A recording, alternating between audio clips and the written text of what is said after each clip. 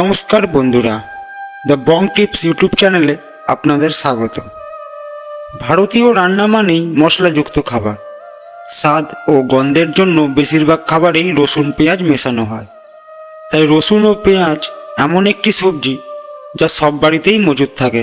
তবে ধর্মীয় দৃষ্টিকোণ থেকে রসুন ও পেঁয়াজকে তামসিক খাদ্যের অন্তর্ভুক্ত করা হয়েছে। তাই পুজো পাঠ বা যে কোনো শুভ কাজে রসুন ও পেঁয়াজের তৈরি খাবার খাওয়ায় নিষেধ করা হয়েছে। জ্যোতিষশাস্ত্রে রসুন ও পেঁয়াজকে রাহু ও কেতুর সাথে তুলনা করা হয়েছে। তাই শুধু শুভ অনুষ্ঠানেই নয়, মাসের 5 দিন রসুন ও পেঁয়াজ খাওয়া উচিত নয়। জীবনের অন্ধকারময় সময় যাতে অতিবাহিত করতে না হয়, তার জন্য এই 5 দিন রসুন ও পেঁয়াজ থেকে দূরে থাকা উচিত। এছাড়াও শাস্ত্র অনুসারে এই 5 দিন পেঁয়াজ রসুন না খেলেই মা লক্ষ্মীর কৃপাদৃষ্টি থাকবে আপনার ওপর।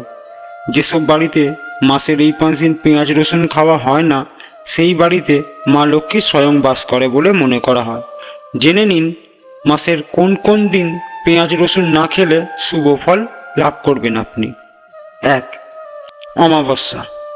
জ্যোতিষ মতে অমাবস্যা পূর্বপুরুষদের সাথে সম্পর্কিত। এদিনে পিতৃপুরুষদের খুশি করার জন্য নির্দিষ্ট কিছু দান করা হয়। এমন পরিস্থিতিতে এদিনে পেঁয়াজ ও রসুন খাওয়া উচিত নয়। এদিনে পিতৃপুরুষদের প্রতি শ্রদ্ধা জানিয়ে তাদের পছন্দের জিনিস রান্না করা উচিত। আর সন্ধ্যার সময় ঘরের দক্ষিণ দিকে তেলের প্রদীপ জ্বালানো উচিত। 2. পূর্ণিমা। প্রতি মাসে যে পূর্ণিমা তিথি আসে, সেই দিনটি অত্যন্ত বিশেষ বলে মনে করা হয়। পূর্ণিমা চাঁদের সাথে সম্পর্কিত, যিনি দেবী লক্ষ্মীর ভাই। এদিনে ভুল করেও রসুন পেঁয়াজ খাওয়া উচিত নয়, এতে মা লক্ষ্মী খুশি হন। একাদশী। একাদশীর দিনে উপবাস পালন করা হয়। একাদশীর উপবাস ভগবান বিষ্ণুর উদ্দেশ্যে উৎসর্গ করা হয়। এদিন রসুন ও পেঁয়াজ রান্না করা উচিত নয়। এর সঙ্গে এদিনে কোনো রকম আঁশযুক্ত খাবার খাওয়া উচিত নয়, এতে ভগবান বিষ্ণুর আশীর্বাদ পাবেন। 4. গণেশ চতুর্থী। প্রতি মাসে 2 বার গণেশ চতুর্থী পালিত হয়। এদিন ভগবান গণেশের বিশেষ পুজো করা হয়।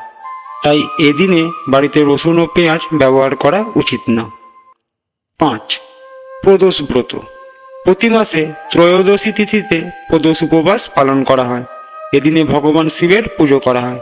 কেউ কেউ এদিন উপবাস পালন করে থাকেন। তাই এদিনে ভুল করেও পেঁয়াজ ও রসুন খাওয়া উচিত না। প্রিয় বন্ধুরা, আশা করি তথ্যটি আপনাদের ভালো লাগবে। আমাদের ভিডিওটি যদি ভালো লাগে তাহলে অনুগ্রহ করে লাইক, শেয়ার ও সাবস্ক্রাইব করতে ভুলবেন না। ভিডিওটি দেখার জন্য অসংখ্য ধন্যবাদ।